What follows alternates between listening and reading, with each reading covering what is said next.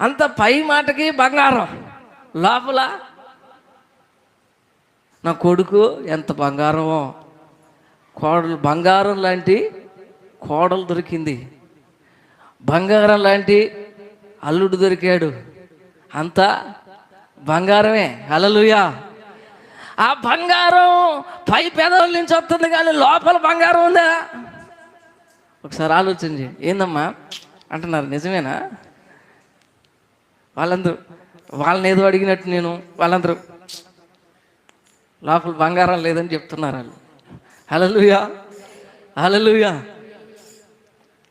పైకి అది ఎలాగుందట, పైన లోపల రెండు చోట్ల మేలిమి బంగారు రేకుతో పొదిగించమని దేవుడు చెప్తున్నాడు. పై రూపానికే కాదు, పైననే కాదు,